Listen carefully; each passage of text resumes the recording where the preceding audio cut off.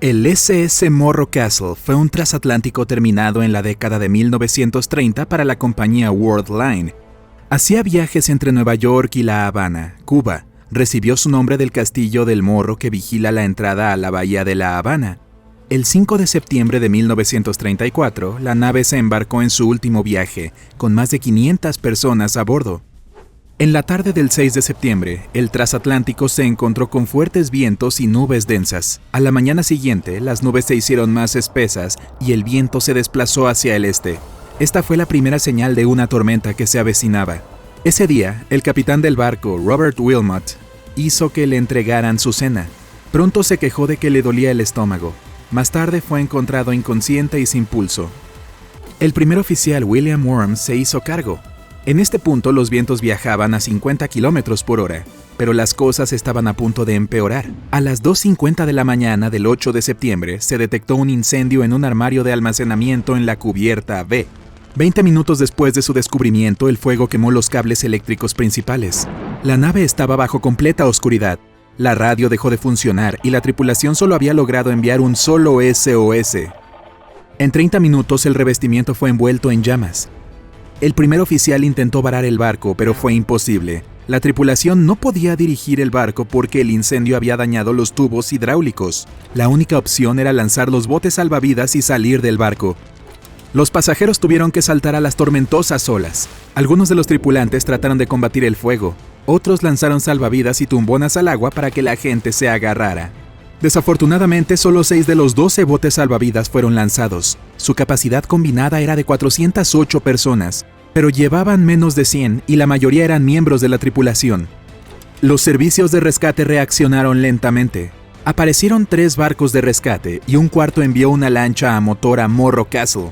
Esta hizo un rápido circuito alrededor del barco y después de no ver a nadie en el agua, abandonó la escena. Entonces aparecieron 2 barcos de la Guardia Costera, pero como se posicionaron demasiado lejos, no vieron a los pasajeros en el agua y sirvieron de muy poca ayuda.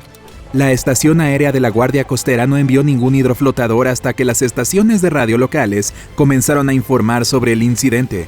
Fue entonces cuando algunos pequeños botes llegaron a la escena, y entonces, finalmente, un avión se las arregló para salvar el día.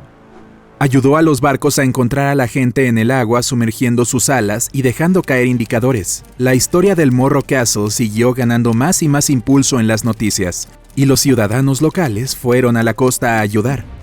A bordo había una dama llamada Martha Bradbury. Ella había dejado su ciudad natal para convertirse en enfermera. 4 años después, ella y su colega enfermera Lillian Davidson se fueron de viaje a Cuba. Abordaron el barco el 1 de septiembre de 1934 en Nueva York, y para el 5 ya estaban de regreso en casa. El 7 de septiembre todos habían planeado ir a una fiesta a bordo, pero debido al fallecimiento del capitán, el evento fue cancelado. Ella y su amiga fueron a sus habitaciones a dormir y el crucero siguió navegando. A las 3:30 am fueron despertados por un anuncio oficial. Se les ordenó que se pusieran chalecos salvavidas y fueran a la parte trasera del barco de inmediato. Martha y Lillian corrieron a la cubierta.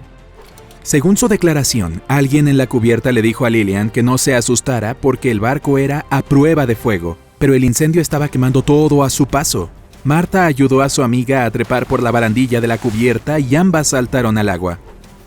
Por 8 horas, Martha flotó en el tormentoso océano. Ella fue llevada cada vez más lejos del barco y de los demás pasajeros. Al amanecer, Martha vio varios botes salvavidas a lo lejos, pero ninguno de ellos la vio a ella. Pasaron unas pocas horas más y comenzó a perder la esperanza. Pero entonces vio una pequeña avioneta pasando por encima.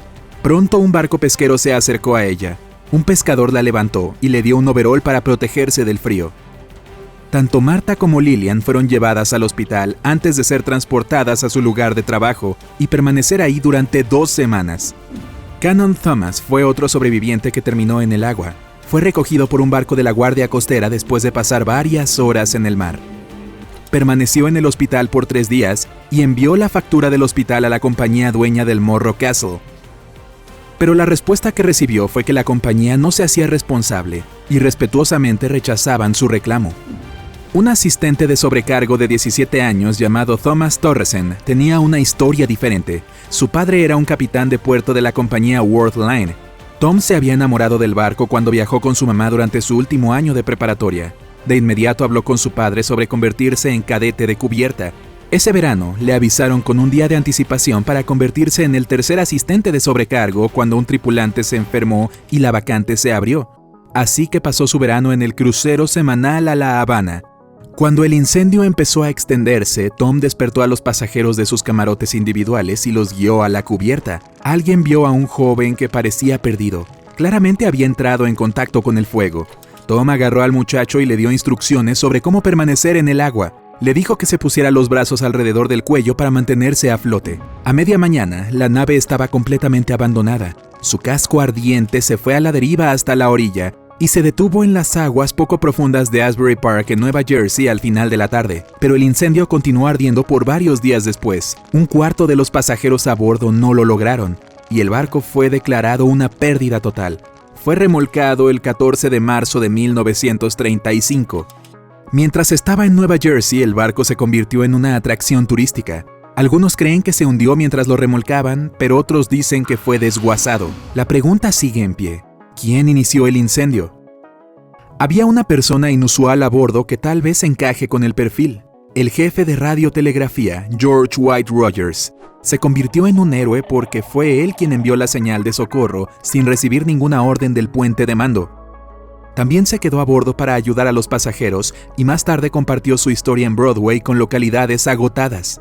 Pero resulta que él era un personaje bastante sospechoso. Había sido un joven algo problemático. Más adelante en su vida se inscribió en un taller de radio en la universidad.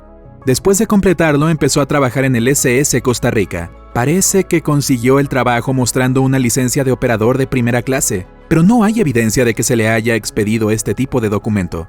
También dio los nombres de empresas que ya no existían y escuelas de las que nadie había oído hablar. Después del incidente abrió un taller de reparación de radios que fracasó y que casualmente también se incendió. Luego se unió al departamento de policía de Bayona como asistente de radio.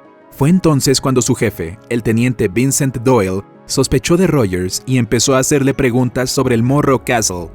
En marzo de 1938, Rogers le dio un calentador de tanque a Doyle, diciéndole que tenía que ser reparado, pero cuando Doyle lo enchufó, explotó. Sin embargo, no hay pruebas concluyentes que vinculen a Rogers con el incendio a bordo. Si aprendiste algo nuevo hoy, deja un me gusta a este video y compártelo con un amigo. Y aquí tienes otros videos que de seguro disfrutarás. Simplemente haz clic en el de la izquierda o la derecha. Quédate en el lado genial de la vida.